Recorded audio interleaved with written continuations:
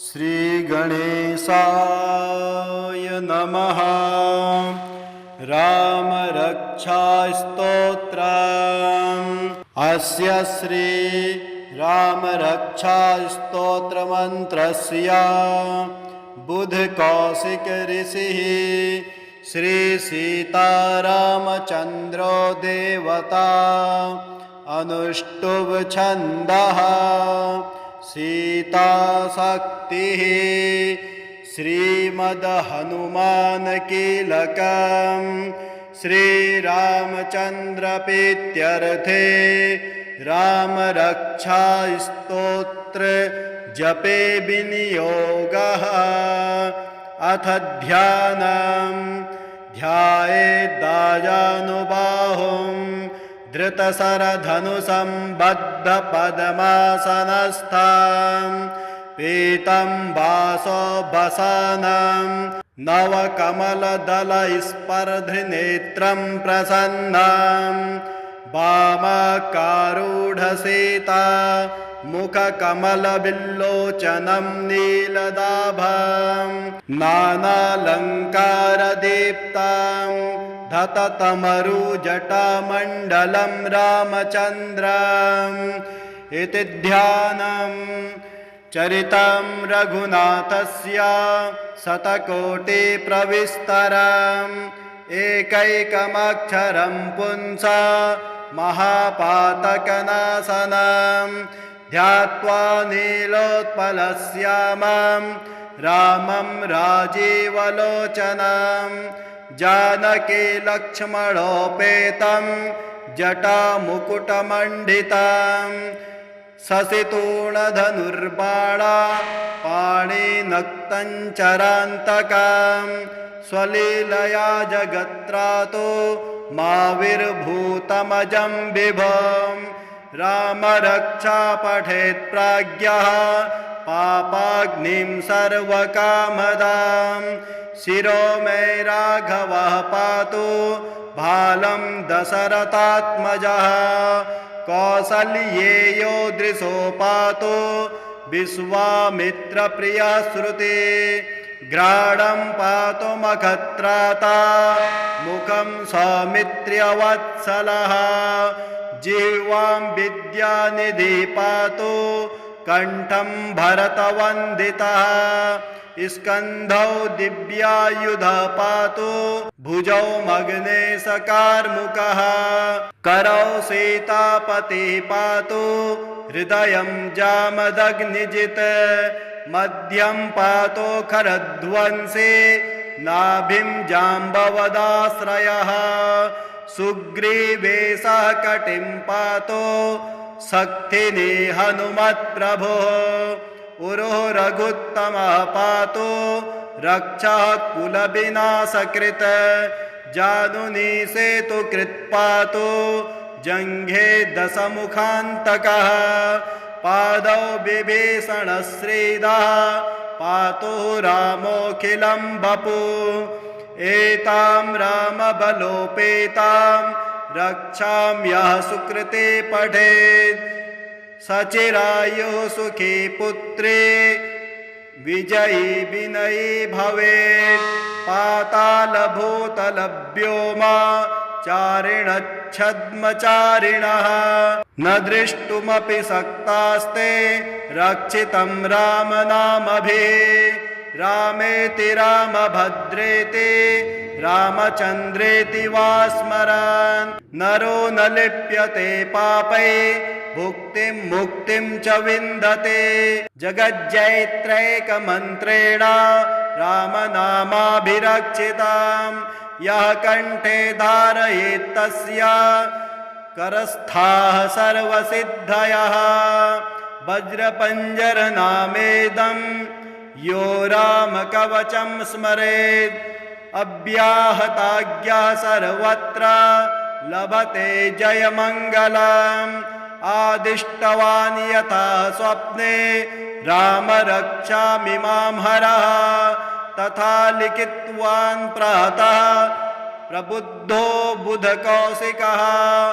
आरामः कल्पवृक्षाणां विरामः सकलापदाम् अभिरामस्त्रिलोकानां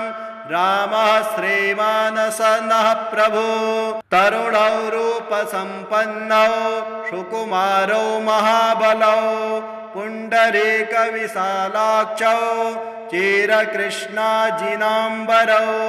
फलमूलासिनौ दान्तौ तापसौ ब्रह्मचारिणौ पुत्रौ दशरथस्यैतौ भ्रातरौ रामलक्ष्मणौ शरण्यौ सर्वसत्त्वानां श्रेष्ठौ सर्वधनुस्तमां रक्षाकुलनिहन्तारौ त्रायेतां यो रघुत्तमौ आतसञ्जनधनुषा विपुस्पृशा वक्षया शुगनिसङ्गसङ्गिनौ रक्षणाय मम रामलक्ष्मणावग्रतः पति सदैव गच्छताम् सन्निधा कवचे खड्गे चापबाणधरो युधा गच्छन् मनोरथोऽस्माकं रामः पातु सलक्ष्मणः रामो दशरथे शूरो लक्ष्मणानुचरो बले काकुत्स्था पुरुषः पूर्णा कौसल्येयो रघुत्तमः वेदान्तवेद्यो यज्ञेशः पुराणपुरुषोत्तमः जानकी वल्लभः श्रीमान् अप्रमेय पराक्रमः इत्येतानि जपत् नित्यं मद्भक्ता श्रद्धयान्वितः अश्वमेधादिकं पुण्यं सम्प्राप्नोति न संशयः रामं दुर्वादलश्यामं पद्माक्षं पीतवाससं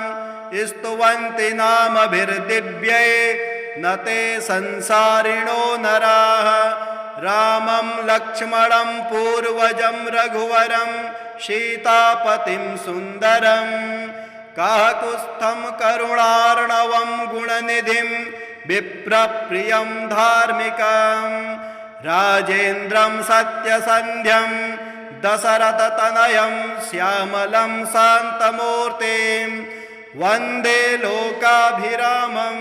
रघुकुलतिलकं राघवं रावणारिं रामाय रामभद्राय रामचन्द्राय वेधसे रघुनाथाय नाथाय सीतायाः पतये नमः श्रीराम राम रघुनन्दन राम राम श्रीराम राम भरताग्रज राम राम श्रीराम राम रणकर्कश राम राम श्रीराम राम शरणं भव राम राम श्रीरामचन्द्र चरणौ मनसा स्मरामि श्रीरामचन्द्र चरणौ वचसा गृह्णामि श्रीरामचन्द्र चरणौ शिरसा नमामि श्रीरामचन्द्र चरणौ शरणं प्रपद्ये माता रामो मत्पिता रामचन्द्रः स्वामी रामो मत्सखा रामचन्द्रः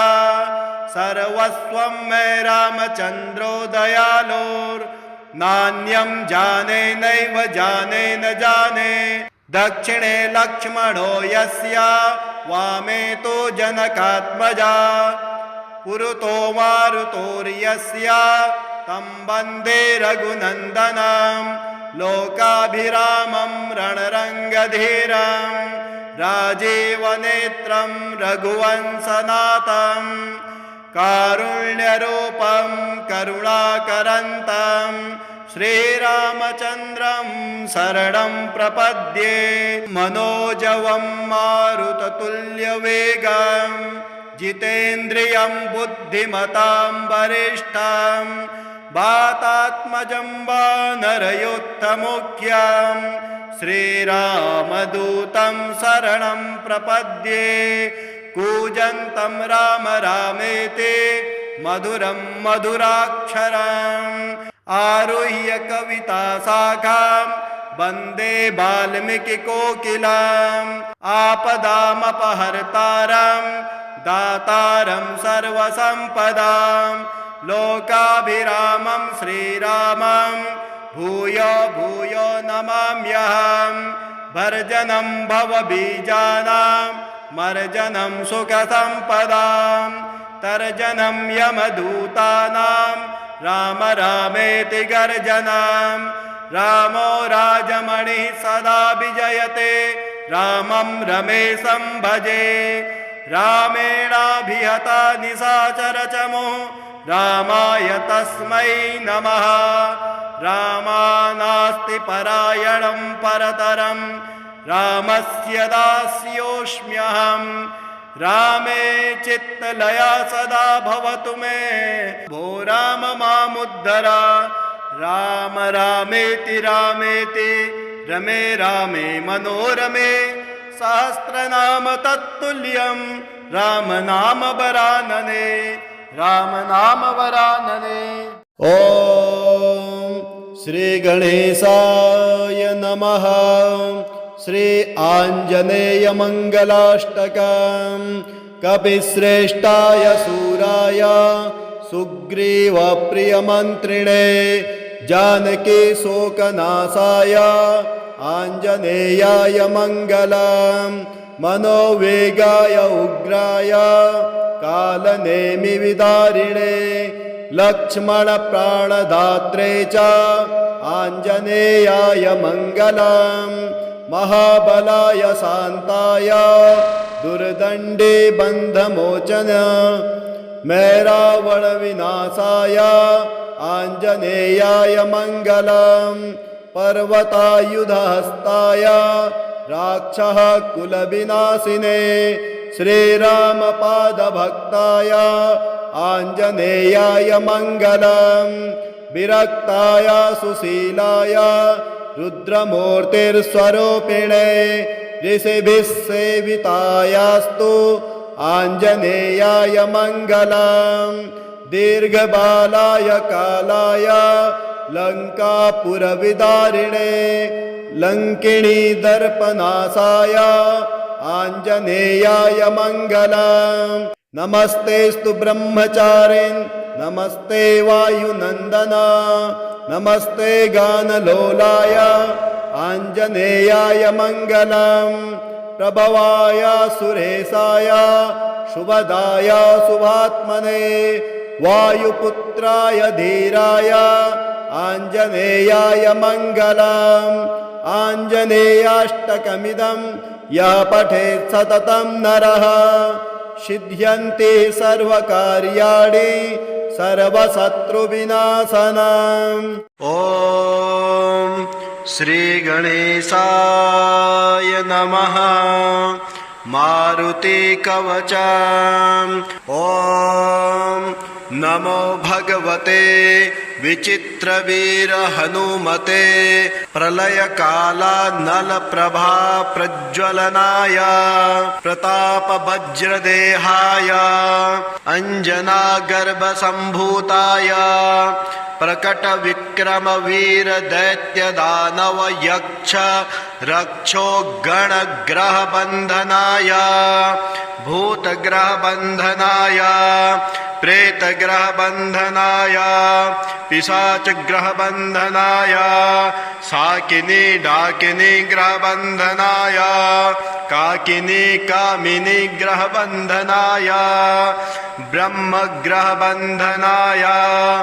ब्रह्मराक्षसग्रहबन्धनाय चौरग्रहबन्धनाय मारीग्रहबन्धनाय एहि एहि आगच्छ आगच्छ आवेशय आवेशय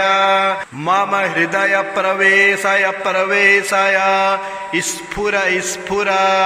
प्रस्फुर प्रस्फुर सत्यम कथ्य व्याघ्रमुखबन्धन सर्पमुखबन्धन राजमुखबन्धन नारीमुखबन्धन सभामुखबन्धन शत्रुमुखबन्धन सर्वमुखबन्धन लङ्काप्रसाद भञ्जन अमुकमय वशमानय क्लीं क्लीं क्लीं ह्रीं श्रीं श्रीं राजानं वशमानय श्रीं ह्रीं क्लीं स्त्री आकर्षय आकर्षय शत्रुन मर्दय मर्दय मारय मारय चूर्णय चूर्णय खे खे श्रीरामचन्द्राज्ञा मम कार्यसिद्धिं कुरु कुरु। ॐ ह्रां ह्रीं ह्रूं ह्रैं हौं हौं हः फट् स्वाहा। विचित्रवीर हनुमान मम सर्वशत्रुन् भस्मीकुरु कुरु। हन हन हुं फट् स्वाहा। ॐ श्रीगणेशाय नमः। रामरक्षास्तोत्रम्। अस्य श्री रामरक्षास्तोत्रमन्त्रस्य बुधकौशिक ऋषिः श्री सीतारामचन्द्रो देवता अनुष्टुभ छन्दः सीताशक्तिः श्रीमद्हनुमानकीलकं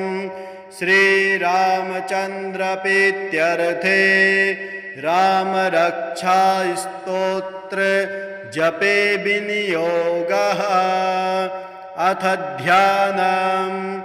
ध्यायेदाजानुबाहुं धृतशरधनुषं बद्धपद्मासनस्थं पीतं वासवसनं नवकमलदलस्पर्धनेत्रं प्रसन्नं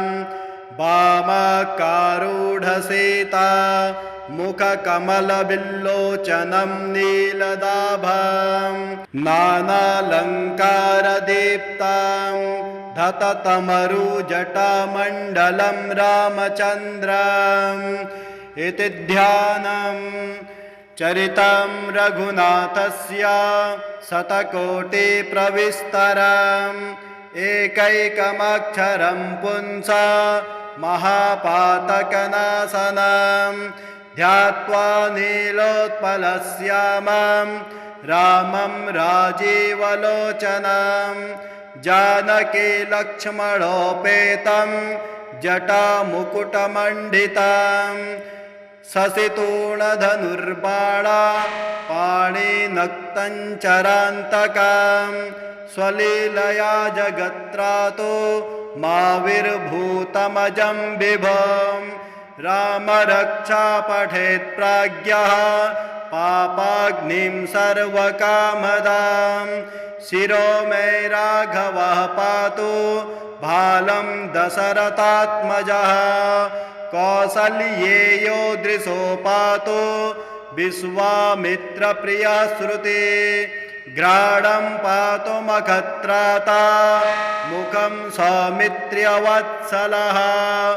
जिह्वां विद्यानिधि पातु कंठं भरतवन्दितः स्कन्धौ दिव्यायुध पातु भुजौ मग्नेशकार्मुकः करौ सीतापति पातु हृदयं जामदग्निजित् मध्यं पातु खरध्वंसी नाभिं जाम्बवदाश्रयः सुग्रीवेशः कटिं पातु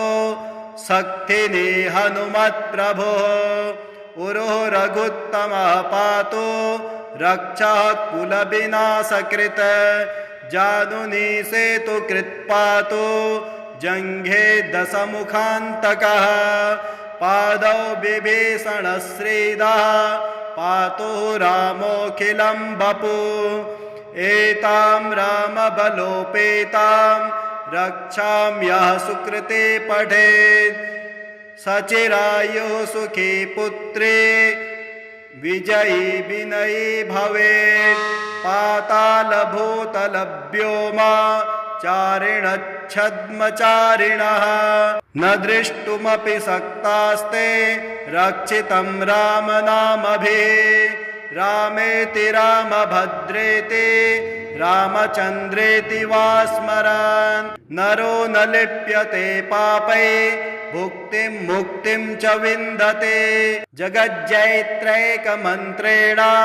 रामनामाभिरक्षितां यः कण्ठे धारयेत् तस्य करस्थाः सर्वसिद्धयः वज्रपञ्जरनामेदं यो रामकवचं स्मरेत् अव्याहताज्ञा सर्वत्र लभते जयमङ्गलम् आदिष्टवान् यथा स्वप्ने राम रक्षामिमां हरः तथा लिखितवान् प्रातः प्रबुद्धो बुधकौशिकः आरामः कल्पवृक्षाणां विरामः सकलापदाम् अभिरामस्त्रिलोकानां रामः श्रीमानसनः प्रभु तरुणौ रूपसम्पन्नौ सुकुमारौ महाबलौ पुण्डरीकविशालाक्षौ चिरकृष्णाजिनाम्बरौ फलमूलासिनौ दान्तौ तापसौ ब्रह्मचारिणौ पुत्रौ दशरथस्यैतौ भ्रातरौ रामलक्ष्मणौ शरण्यौ सर्वसत्त्वानां श्रेष्ठौ सर्वधनुस्तमां रक्षाकुलनिहन्तारौ त्रायेतां यो रघुत्तमौ आतसञ्जनधनुषा विपुस्पृशा वक्षया शुगनिसङ्गसङ्गिनौ रक्षणाय मम रामलक्ष्मणावग्रतः पथि सदैव गच्छताम् सन्निधा कवचे खड्गे चापबाणधरो युधा गच्छन् मनोरथोऽस्माकं रामः पातु सलक्ष्मणः रामो दशरथे सूरो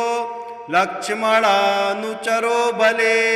काकुत्स्था पुरुषः पूर्णा कौसल्येयो रघुत्तमः वेदान्तवेद्यो यज्ञेशः पुराणपुरुषोत्तमः जानकी वल्लभः श्रीमान् अप्रमेयपराक्रमः इत्येतानि जपत् नित्यं मद्भक्ता श्रद्धयान्वितः अश्वमेधादिकं पुण्यं सम्प्राप्नोति न संशयः रामं दुर्वादलश्यामं पद्माक्षं पीतवाससं स्तुवन्ति नामभिर्दिव्यै न ते संसारिणो नराः रामं लक्ष्मणं पूर्वजं रघुवरं सीतापतिं सुन्दरं काकुत्स्थं करुणार्णवं गुणनिधिं विप्रप्रियं धार्मिकं राजेन्द्रं सत्यसन्ध्यं दशरथतनयं श्यामलं शान्तमूर्तिं वन्दे लोकाभिरामं रघुकुलतिलकं राघवं रावणारिं रामाय रामभद्राय रामचन्द्राय वेधसे रघुनाथाय नाथाय सीतायाः पतये नमः श्रीराम राम रघुनन्दन राम राम श्रीराम राम भरताग्रज राम राम श्रीराम राम रणकर्कश राम राम श्रीराम राम शरणं भव राम राम श्रीरामचन्द्र चरणौ मनसा स्मरामि श्रीरामचन्द्र चरणौ वचसा गृह्णामि श्रीरामचन्द्र चरणौ शिरसा नमामि श्रीरामचन्द्र चरणौ शरणं प्रपद्ये माता रामो मत्पिता रामचन्द्रः स्वामी रामो मत्सखा रामचन्द्रः सर्वस्वं मे रामचन्द्रो दयालोर्नान्यं जाने नैव जाने न जाने दक्षिणे लक्ष्मणो यस्य वामे तो जनकात्मजा पुरतो मारुतोर्यस्य तं वन्दे रघुनन्दनं लोकाभिरामं रणरङ्गधीरं राजीवनेत्रं रघुवंशनाथं कारुण्यरूपं करुणाकरन्तं श्रीरामचन्द्रं शरणं प्रपद्ये मनोजवं मारुततुल्यवेगं जितेन्द्रियं बुद्धिमतां वरिष्ठं वातात्मजं वानरयोत्तमुख्यं श्रीरामदूतं शरणं प्रपद्ये कूजन्तं राम रामेति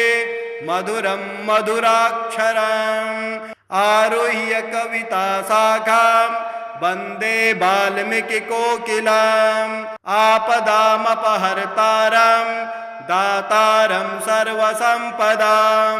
लोकाभिरामं श्रीरामं भूयो भूयो नमाम्यहं भर्जनं भवबीजानां मर्जनं सुखसम्पदां तर्जनं यमदूतानां राम रामेति गर्जनां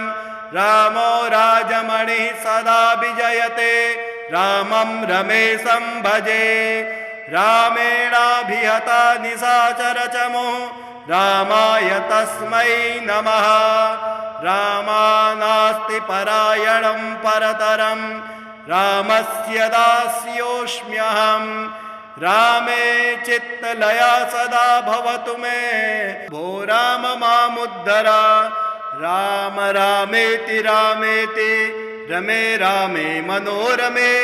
सहस्रनाम तत्तुल्यं राम नाम वरानने राम नाम वरानने। ॐ श्री गणेशाय नमः। श्री आञ्जनेय मंगलाष्टकं कपिश्रेष्ठाय सूराय सुग्रीव प्रियमन्त्रिणे जानकी शोकनाशाय आञ्जनेयाय मङ्गलं मनोवेगाय उग्राय कालनेमि विदारिणे लक्ष्मण प्राणदात्रे च आञ्जनेयाय मङ्गलं महाबलाय शान्ताय दुर्दण्डे बन्धमोचन मैरावण विनाशाय आञ्जनेयाय मङ्गलं पर्वतायुधहस्ताय राक्षः कुलविनाशिने श्रीरामपादभक्ताय आञ्जनेयाय मङ्गलं विरक्ताय सुशीलाय रुद्रमूर्तिस्वरूपिणे ऋषिभिः सेवितायास्तु आञ्जनेयाय मङ्गलं दीर्घबालाय कालाय लङ्कापुरविदारिणे लङ्किणी दर्पनाशाय आञ्जनेयाय मङ्गलं नमस्तेस्तु ब्रह्मचारिन् नमस्ते वायुनन्दन नमस्ते गानलोलाय आञ्जनेयाय मङ्गलं प्रभवाय सुरेशाय शुभदाय शुभात्मने वायुपुत्राय धीराय आञ्जनेयाय मङ्गलम् आञ्जनेयाष्टकमिदं यः पठेत् सततं नरः सिद्ध्यन्ति सर्वकार्याणि सर्वशत्रुविनाशनम्। ॐ श्रीगणेशाय नमः। मारुति कवचम्। ॐ नमो भगवते विचित्रवीर हनुमते प्रलयकालानलप्रभा प्रज्वलनाय प्रतापवज्रदेहाय अंजनागर्भसम्भूताय प्रकटविक्रमवीर दैत्यदानव यक्ष रक्षो गणग्रहबन्धनाय भूतग्रहबन्धनाय प्रेतग्रहबन्धनाय पिशाचग्रहबन्धनाय साकिनी डाकिनी ग्रहबन्धनाय काकिनी कामिनी ग्रहबन्धनाय ब्रह्मग्रहबन्धनाय ब्रह्म ब्रह्मराक्षसग्रहबन्धनाय चौरग्रहबन्धनाय मारीग्रहबन्धनाय एहि एहि आगच्छ आगच्छ आवेशय आवेशय मम हृदय प्रवेशय प्रवेशय स्फुर स्फुर प्रस्फुर प्रस्फुर सत्यम कथ्य व्याघ्रमुख बंधन सर्पमुख बंधन राजमुख बंधन नारी मुख बंधन सभामुख बंधन शत्रुमुख बंधन सर्व मुख बंधन लंका प्रसाद भंजन अमुक में वशमानय क्लीं क्लीं क्लीं ह्रीं श्रीं श्रीं राजानं वशमानय श्रीं ह्रीं क्लीं स्त्री आकर्षय आकर्षय शत्रुन मर्दय मर्दय मारय मारय चूर्णय चूर्णय खे खे श्रीरामचन्द्राज्ञा मम कार्यसिद्धिं कुरु कुरु ॐ ह्रां ह्रीं ह्रूं ह्रैं हौं हौं हः फट् स्वाहा विचित्रवीर हनुमान मम सर्वशत्रुन् भस्मी कुरु कुरु हन हन हुं फट् स्वाहा।